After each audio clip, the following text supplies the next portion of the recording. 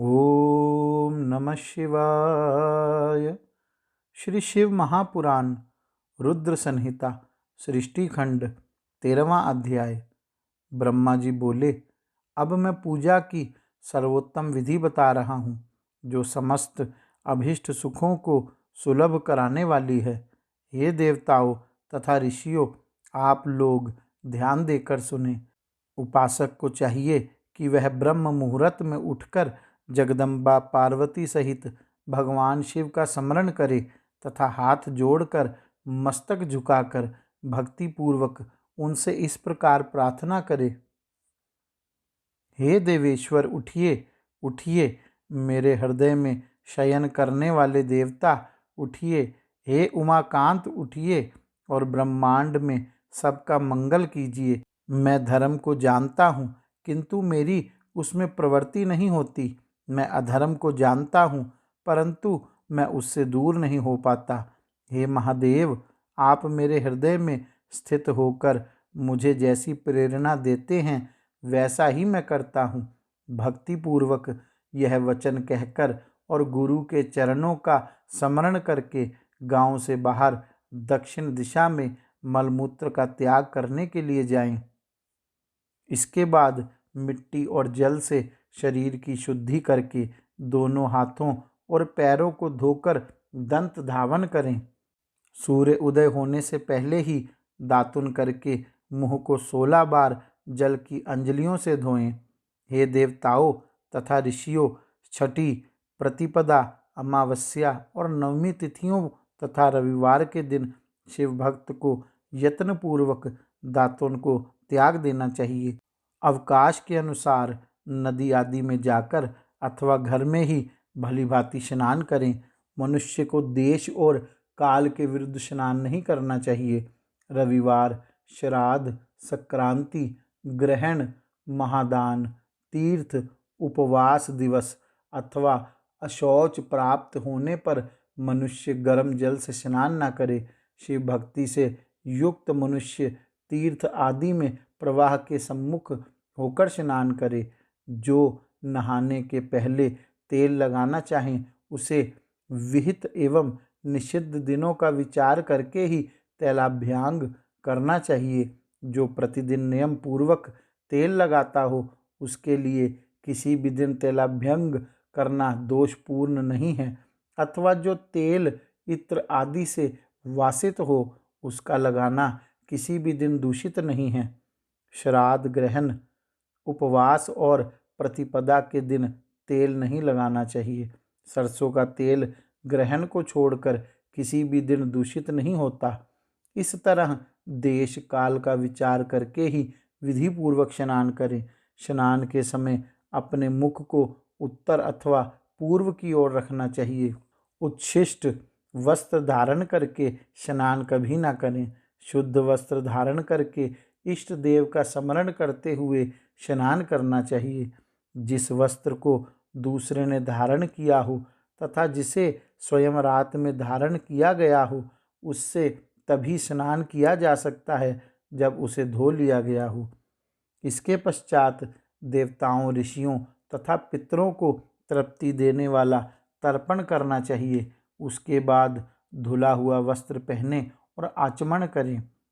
हे श्रेष्ठ द्विजों, तदंतर गोबर आदि से लीप पोत कर स्वच्छ किए हुए शुद्ध स्थान में जाकर वहाँ सुंदर आसन की व्यवस्था करें। वह आसन विशुद्ध काष्ठ का बना हुआ, पूरा फैला हुआ तथा चित्रमय होना चाहिए।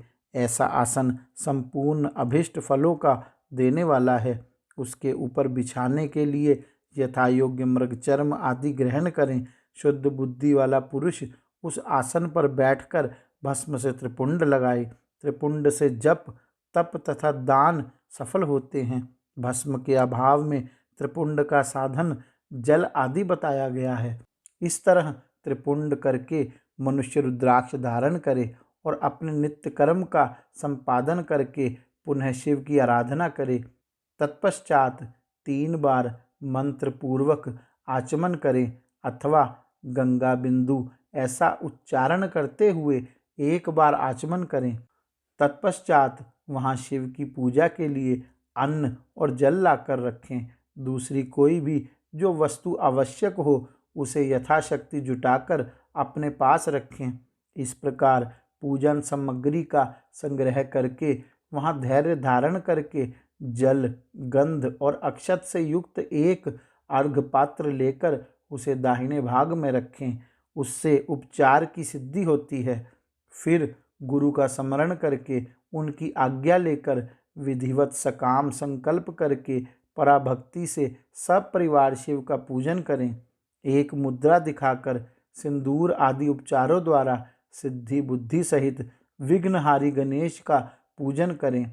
लक्ष्य और लाभ से युक्त गणेश जी का पूजन करके उनके नाम के आदि में प्रणव तथा अंत में नमः जोड़कर नाम के साथ चतुर्थी विभक्ति का प्रयोग करते हुए नमस्कार करें।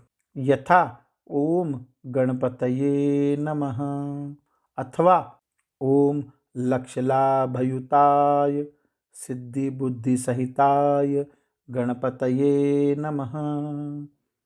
तदंतर उनसे क्षमा प्रार्थना करके पुनः भाई कार्तिकेय सहित गणेश जी का पराभक्ति से पूजन करके उन्हें बारंबार नमस्कार करें। तत्पश्चात सदा द्वार पर खड़े रहने वाले महोदर का पूजन करके सती साध्वी गिरिजा नंदिनी उमा की पूजा करें। चंदन, कुमकुम तथा धूप दीप आदि अनेक उपचारों द्वारा तथा नाना प्रकार के नैवेद्यों से शिवा का पूजन करके नमस्कार करने के पश्चात साधक शिव जी के समीप जाए। यथासंभव अपने घर में मिट्टी, सोना, चांदी, धातु या अन्य द्रव्य पारे आदि की शिव प्रतिमा बनाएं और उसे नमस्कार करके भक्तिपरायण होकर पूजा करें। उसकी पूजा हो जाने पर सभी देवता पूजित हो जाते हैं। मिट्टी का शिवलिंग बनाकर विधि पूर्वक उसकी स्थापना करें। अपने घर में रहने वाले लोगों को स्थापना संबंधी सभी नियमों का सर्वथा पालन करना चाहिए। भूत शुद्धि करके प्राण प्रतिष्ठा करें। शिवालय में दिक्पालों की भी स्थापना करके उनकी पूजा करें। घर में सदा मूल मंत्र का प्रयोग करके शिव की पूजा करनी चाहिए। घर में द्वारपालों के पूजन का सर्वथा नियम नहीं है, क्योंकि घर में जिस शिवलिंग की पूजा की जाती है उसमें सभी देवता प्रतिष्ठित रहते हैं। घर पर होने वाली शिव की पूजा के समय अंगों सहित तथा सब परिवार उन सदाशिव का आवाहन करके पूजन किया जाए, ऐसा कोई नियम नहीं है। भगवान शिव के समीप ही अपने लिए आसन की व्यवस्था करें। उस समय उत्तराभिमुख होकर बैठकर आचमन करें।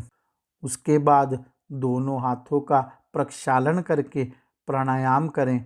प्राणायाम काल में मनुष्य को मूल मंत्र की 10 आवर्तियां करनी चाहिए। हाथों से 5 मुद्राएं दिखाएं। यह पूजा का आवश्यक अंग है। इन मुद्राओं का प्रदर्शन करके ही मनुष्य पूजा विधि का अनुसरण करे। तदंतर वहां दीप निवेदन करके गुरु को नमस्कार करें और पद्मासन या भद्रासन बांधकर बैठें अथवा उत्तानासन या पर्यकासन का आश्रय लेकर सुखपूर्वक बैठें और पुनः पूजन का प्रयोग करें। पुराने समय में तो पत्थर की बटियां की ही श्रद्धापूर्वक पूजा करके लोग भवसागर से पार हो जाते थे। यदि वे शुद्ध रूप से स्वयमेव घर में विराजमान हैं तो उसके लिए कोई नियम की आवश्यकता नहीं है।